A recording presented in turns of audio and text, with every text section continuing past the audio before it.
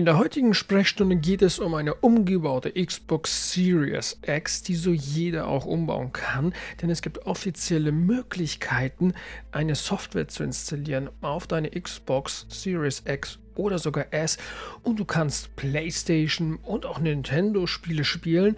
In diesem Video wurde einmal die Software optimiert für jeden zum Nachbauen. Sogar die Links und Tutorials sind vorhanden. Zusätzlich wurde am Design gearbeitet und er hat das Lüftersystem auch nochmal hier verbessert. Schreib mir jetzt deine Meinung in die Kommentare. Findest du das Design geil oder nicht so geil? Stimm jetzt mit dem Daumen nach oben oder nach unten ab. Xbox Series X, and I happen to think that this is the best looking console of the current generation, which I guess isn't saying much when you consider that it's Ja, definitiv vom Design her hat Microsoft sehr gute Arbeit geleistet, auf jeden Fall. Die Konsole wunderschön ist. competition is the PS5. But you know what? I think that I can do better. And that's why I created this. Er macht hier selber mit der Hand den Umbau. Die Xbox Series Z. I like to call the Xbox Series Z. Yeah, Z. that's right. I'm a Canadian who still says Z. Okay, die ist ein wenig höher. Geschmackssache vom Stoff her. Gibt ja Menschen, die tragen das auch wirklich so am Körper. Oft sehe ich so einen Stoff in so, kennt ihr die so Wikinger-Treffen und so altertümlich Markt, oder wie sagt man dazu? Diese Kleidung. So schaut's aus. What are you gonna do? Call the police? At this point, this is just an empty shell. Because I took all the hardware out of that okay. and put it into this. Ach, okay. Mittelaltermarkt, dankeschön. Er hat den gesamten Inhalt rausgebaut und in ein komplett eigenes Gehäuse reingebaut. Case. It features a solid walnut construction case, Nussbaumholz. a wrapped exterior. Leine, ja Mann, genau, dieses Wort hat mir gefehlt, Leinen. Es gibt so Leinen-T-Shirts, Leinenhemd und oft trägt man Leinen halt Mittelalter. So ist es. Leinen. Muss man mögen. Jute. Yeah, Mann. Improved cooling and Verbesserte Kühlung und ein paar Softwareoptimierungen. Softwareoptimierungen? Thanks, Grüße gehen raus. Software, da bin ich jetzt gespannt. Bessere Lüftung und Software. a couple of software tweaks that I think officially make this a candidate to be called an everything console. Alleskönner-Konsole. Das sind seine anderen Umbauten, die er schon mal gemacht hat, wie es ausschaut. Cool, müssen wir mal das nächste Mal gucken. So you guys know what the deal is. Let's rewind the clock and I am going to show you exactly how I made this thing. But first, let's roll the intro. Ja, Mann, das ist halt hochbegabt, Mann. Ich finde das faszinierend. Ich mag Menschen zuzuschauen, die etwas mit ihrer Hand erschaffen. Denn ich bin ein Mensch, der das nicht kann. Deswegen finde ich sowas extrem faszinierend.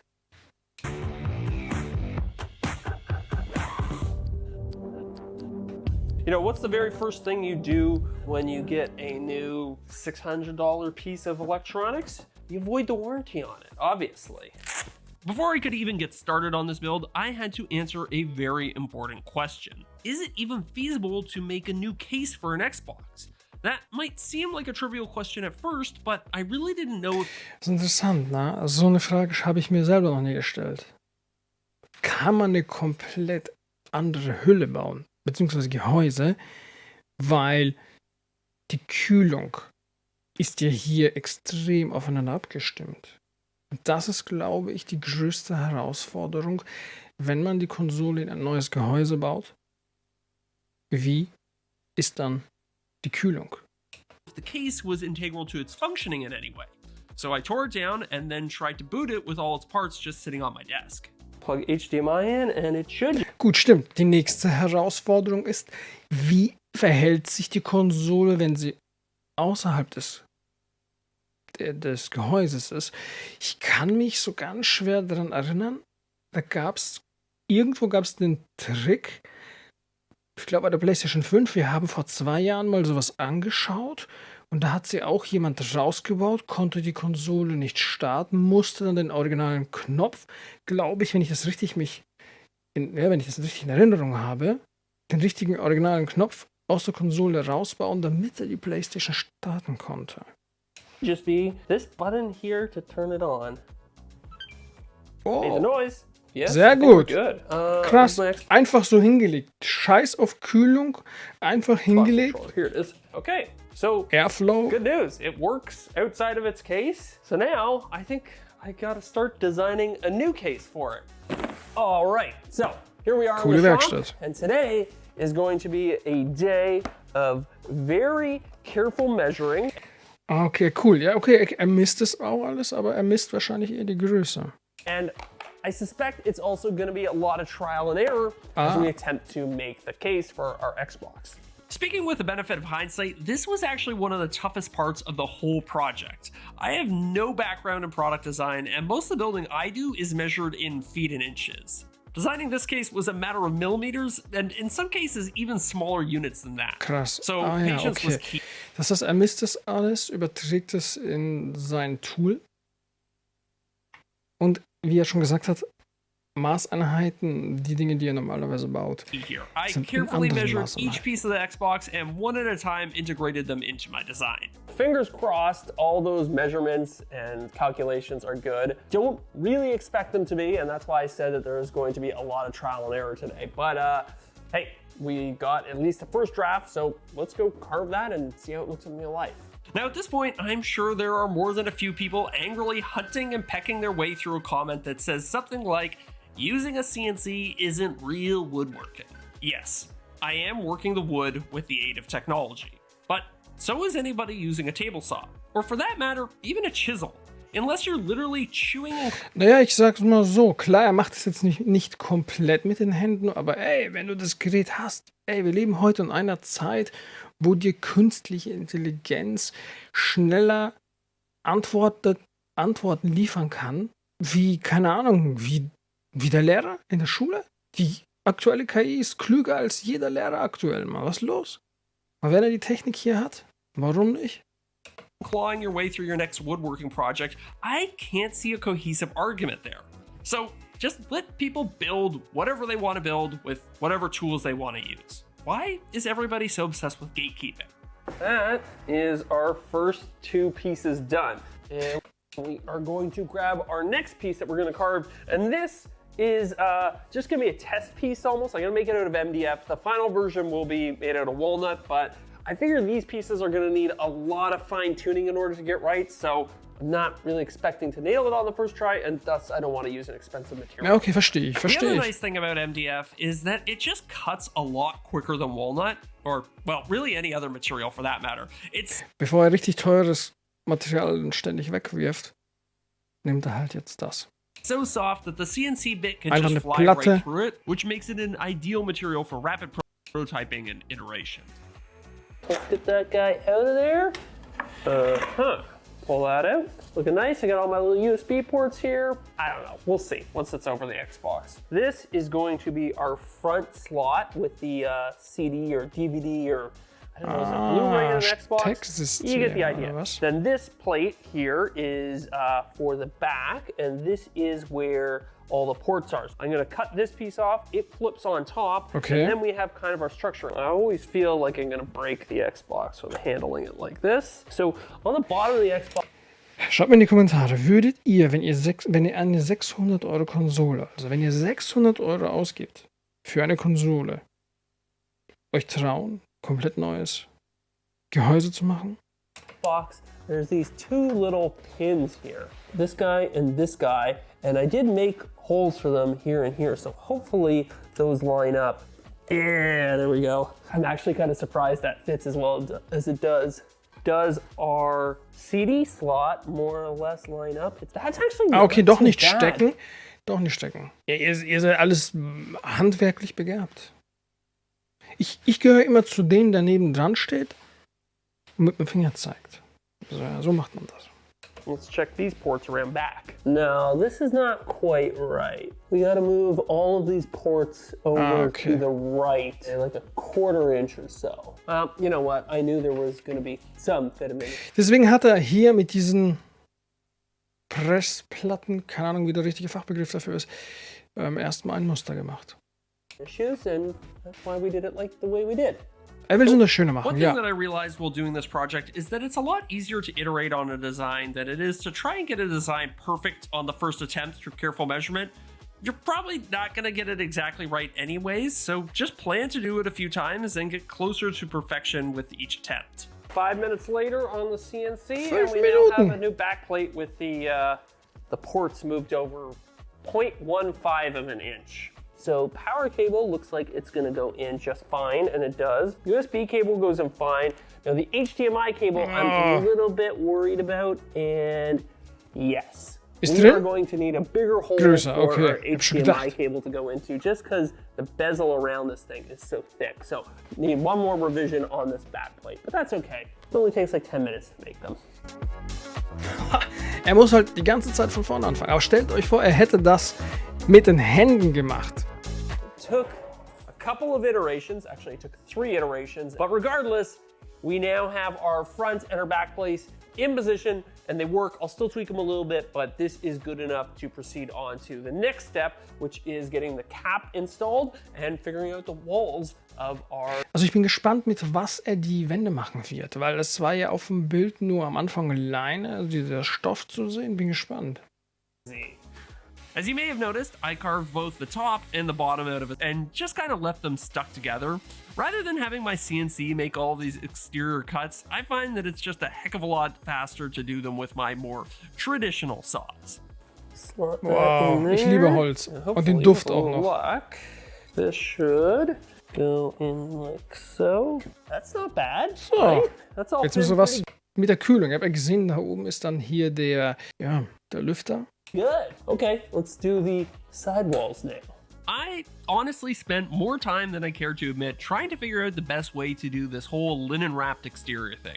After a few brainstorming sessions, I finally settled on the good old-fashioned KISS system. I decided to make an exterior shell out of some 1/8 hardboard, and then worry about actually wrapping it in linen later on down the road.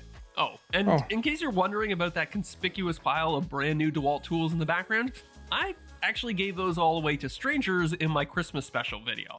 And now you kind of get a sense of how the case goes together. So you have these hardboards on the outside edges, sit a little something like that. Then they come back into the front boards, which I've recessed. I've left a little notch for them. And theoretically, it should all fit together into one nice rectangular cylinder. Rectangular prism, cylinder, whatever you want to say. So now I'm going to play the incredibly fun game of trying to get this top cap to slide on. Oh, das ist schwer, Mann. Es gibt nichts Schlimmeres, wie dann sowas reinzufummeln. Oh, come on. Honestly, I kind of feel like if I hit it with a hammer, it would just go. Oh, a little bit of light tapping is the way to go, because that got it, I think.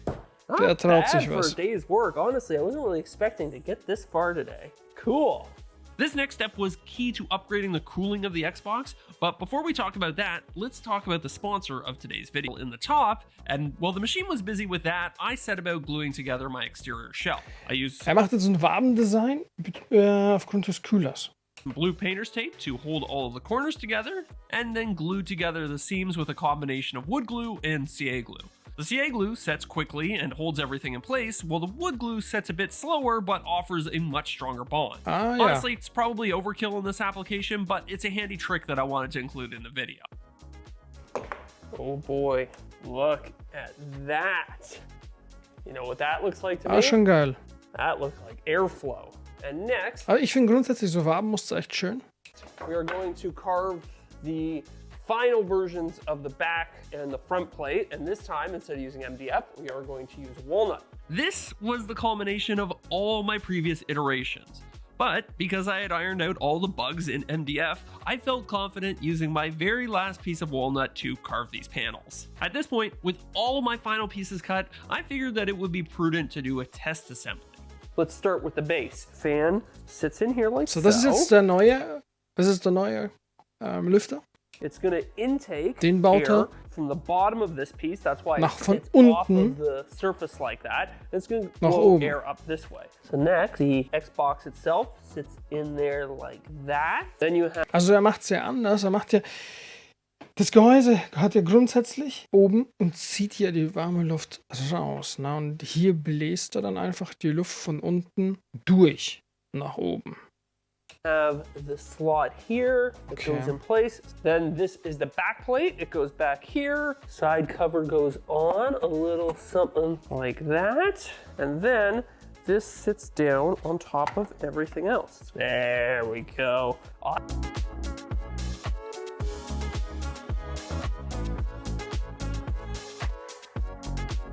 So check this out. I engraved the Zach Builds logo, the Xbox logo, and also the eject button and the power button table, because it ended up leaving a lot of rings on the table, or when I would put a drink on the table, it would leave a lot of rings. However, I do like the look of it, and I'm not gonna be resting any drinks on this thing, so I think it should work well in this application. Give it 10 to 15 seconds to Sprühkleber. Ich bin jetzt kein großer Freund von dieser Leine, die da hinten liegt, weil sie fusselt immer so an den Seiten. Das sieht man dann zum Schluss pack nochmal. up, and then the Aber next thing okay. you touch to it will be permanently stuck in place. So, once I had my panels covered, I laid down some small squares of linen and started adhering them. A little bit of careful folding, some light pressure, and my linen was solidly adhered. No staining, no drips. It was a pretty straightforward and painless application. After giving it 15 minutes to dry, I grabbed what I thought was a knife with a sharp blade and then started trying to trim off the excess. No, didn't quite cut all the way through. Ich We'll do this at persönlich home, kids. hätte es nicht da geschnitten. Wie gesagt, weil der Rand dann so fusselt. Hier, das sieht man, seht ihr das hier? Ich hätte es eher umgeklappt, aber die Frage ist, ob es dann reingegangen wäre und hätte drinnen dann geschnitten, aber es umgeklappt, dass du dieses hässliche Fusselzeug nicht hast. Das hätte ich besser gefeiert. Get a sharper knife. Umlegen, ja It genau. should be okay because I made this. Holz, I made this little. Holz, Alter. Walnussholz hat er, glaube ich, gesagt. Ne? Boah, richtig geil. That well. This might sound a little crazy, but in order to get a nice clean edge on this fabric, I'm actually just sanding it, and it kind of Ja, sands. er schleift es zwar jetzt ab, aber umlegen nicht gut für drinnen zu warm. Ja, aber wenn du nur ein Stückchen umlegst, wenn du da so einen halben Zentimeter, ja, das ist doch nicht schlimm. Nicht komplett. Wirklich, dass du so einen Übergang hast. Weil, schau mal, jetzt steht er da und schleift das ab. Aber warte mal, wenn es fertig ist. Ich fand es persönlich nicht the so schön. MDF board underneath, and it does actually create a really nice clean edge, and I think it's going to slip into our channel really well, so I'm just going to do both the pieces like this. Now we're going to see if we can get our front panel all set up with the buttons functional. So that's going to lay in there like so. On the original Xbox chassis, this circuit board sits directly behind two flexible buttons, but wood isn't nearly as flexible as plastic is, so I had to come up with another method for triggering these two little micro switches. What I finally settled on was cutting two little wood buttons, staining them black, and then gluing them next to the switches. It took a few attempts to get it just right, but eventually I got it set up so that the button could travel just enough to trigger the switches, and to my surprise, everything worked just as it was originally intended to. Next up, it was time to install my high-performance Noctua fan with, yes, you guessed it, more hot glue. Now we're going to use this USB daughter board that used to be the USB port on the front side of the Xbox, I'm pretty sure. Yeah, the front side. We're going to use that to power the fan. So you're just going to kind of glue this in position, a little something like that. It's not the most elegant solution, but you know, if I do decide that I need to redo it in the future, at least it won't be that hard to redo. Normally, the 5 volts supplied by your standard USB port wouldn't be enough to power a 12-volt computer fan, but Noctua actually makes a special line of fans designed to run on just 5 volts. With the base fully assembled, it was time to get down to the brass tacks of, actually putting the rest of the system together. Klebt er wirklich mit Heißkleber das Laufwerk und alles fest? Okay. routing this power switch wire is going to be a little tricky because it is just long enough to reach. I'm going to take it between the power supply and the CD drive, and hopefully I can get it up this little connector here. Oh, just makes it. One little thing I want to do is put a dab of glue in to hold this front panel in place. Next, we will slip this fan on here. Da ist es der obere, der untere.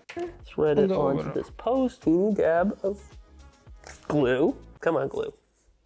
Why you gotta always make me look bad on camera, glue? Goes in here ever so carefully. I drilled a little hole back here earlier. I think could be able to get this screw into a little through hole. Yeah, just like that on the like hardware part of the Xbox. So that's actually now all in there pretty solid. These guys should just pop right in. Yeah, what's the nice thing about this? Und deswegen finde ich das hier leider ein bisschen nicht gut. Es ist, ich hätte es nicht so geil hinbekommen wie er, ne? Also das steht schon mal fest. Also es ist immer einfacher zu motzen, wenn man einfach irgendwo zuschaut. Geschmacklich finde ich den Bereich halt einfach, man hätte es besser machen können. This is that friction. PS5 Custom Umbau im nächsten Stream. Gerne Link auf Discord. It's in there so well. Now we pray that the top goes on. Die Farbkombination ist geil, das Holz ist geil, also überhaupt keine Frage, ja. Oh, okay, that corner's going. Oh, okay. Oh. Aber das ist halt das Problem, wenn er die Leinen drüber gestülpt hätte, hätte er den Deckel nicht drauf bekommen. Also die Logik hat bei mir schon vorhin einen Klick gemacht gehabt. Das heißt, er hätte hier hätte das halt einfach größer machen müssen, das Loch, wo das Ding jetzt reinsteckt. Um das jetzt mal einfacher zu erklären. Naja, schau. Deswegen, allein deswegen klappt dieses Umlegen nicht. Und man hätte es etwas größer machen müssen. Man ist im Nachhinein immer etwas klüger, aber genau aus diesem Grund. Well, it's not quite perfect, but it's definitely within the realm of what I can clean up pretty easily with a knife. Aber da bin ich auch zu pingelig. You guys say Deswegen we alles gut. plug this thing in and see if it works still. Wrong end. That goes in there. Aber schaut geil aus. Ich finde das Holz I geil. hear a fan. Und? Yay! It made a little noise. I think this is functional. I mean, we're gonna have to take it home and plug it into TV to find out. But one of the reasons that I chose. Genau, da will er noch softwaretechnisch was erweitern. Jetzt ist die Frage, ob er softwaretechnisch hier die Kühlung messen möchte oder wie er das sonst lösen wird.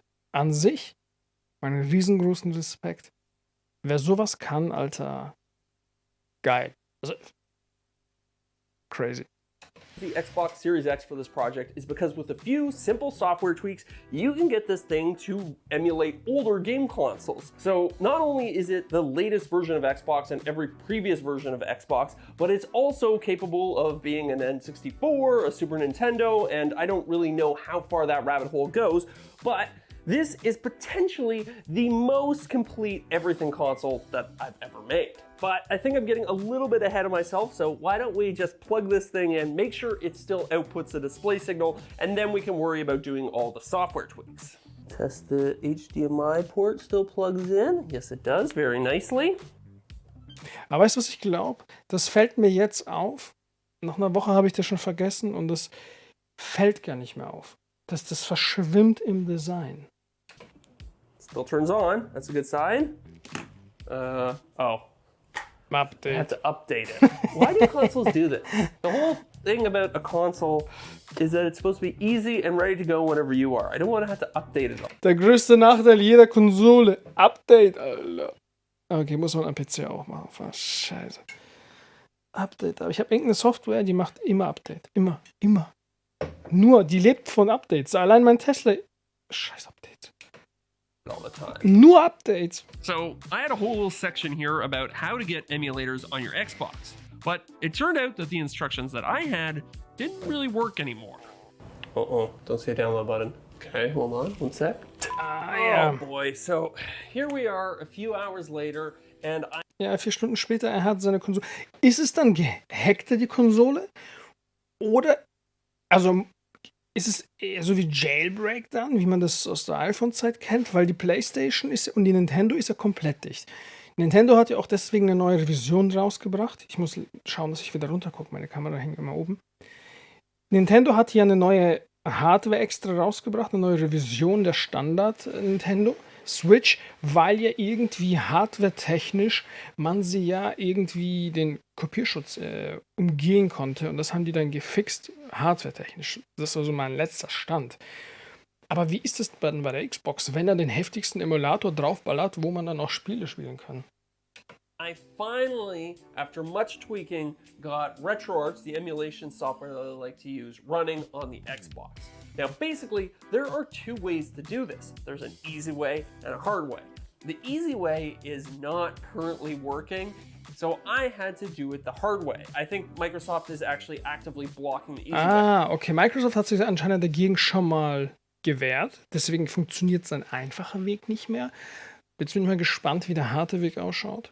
The way I had to do it was I had to pay $20 an Microsoft, okay, um Dev-Modus freizuschalten. $20 to Microsoft in order to unlock dev mode on my console, and then booting into dev mode lets me run unsigned code. It's a bunch of work, so rather than recapping it all, I'm just going to include some instructions in the video description for anybody who wants to unlock their console at home. Hopefully the easy mode starts working again in the future, but hey, look, here's the important thing. We got all of our favorite emulation. Microsoft. Oh, geil. Also, ich bin ja immer noch der Meinung, dass die PlayStation 1 den größten Erfolg feiern konnte aufgrund des Brenner-Hypes und, wie wir das immer gesagt haben, Chip-Umbau oder Laser-Umbau der PlayStation 1, wo du dann gebrannte Spiele zocken konntest. Und da ist ja PlayStation explodiert. Man hatte ja, Videotheken waren ja zu unserer Zeit nur dafür da, um dort Spiele auszuleihen, sie zu brennen und sie wieder zurückzubringen. Das war ja zu unserer Jugend so. Und Microsoft denkt sich, ey, ich will das auch. Den einfachen Weg sperren wir. Wenn du unsere eigene Konsole hacken möchtest, zahl uns 20 Euro und dann kriegst du den Entwicklermodus und dann kannst du dich da austoben. Und was sehen da meine Augen? Du kannst Game Boy Advance, Game Boy, GameCube, Nintendo 64, Nintendo DS, Nintendo Entertainment, also normales Nintendo, Super Nintendo, Wii, Saturn, PlayStation 2, PSP auf deiner Xbox spielen. Und es erinnert mich wirklich an die PlayStation 1 Zeit und wenn sich das ein bisschen rumspricht, ist es definitiv ein sehr heftiges Argument. Aber man muss dazu sagen, das konnte die Xbox laut meines Wissens schon immer, denn ich kann mich noch sehr gut daran erinnern, die Xbox 360, glaube ich. Ne, die Vorgänger, die allererste Xbox war das, glaube ich. Habe ich damals online auf eBay gekauft. Und die war teurer als die Standard, aber die kam schon umgebaut und mit 40 vorinstallierten Spielen. Das weiß ich noch. Ich glaube, die hat 40 Euro mehr gekostet, war aber schon fertig. Deswegen, es ist sehr interessant. Ich habe mich mit diesen Themen erst schon ewig nicht mehr auseinandergesetzt. Also ich habe da gar keinen Plan mehr. Aber für die sehr viel Zeit haben und sehr viel im Internet surfen, haben die Möglichkeit, ihre Xbox da definitiv in einen Emulator umzubauen. Software running on the Xbox. So what do you say we take this thing out to the living room, hook it up to the big TV, and we can see what it can do.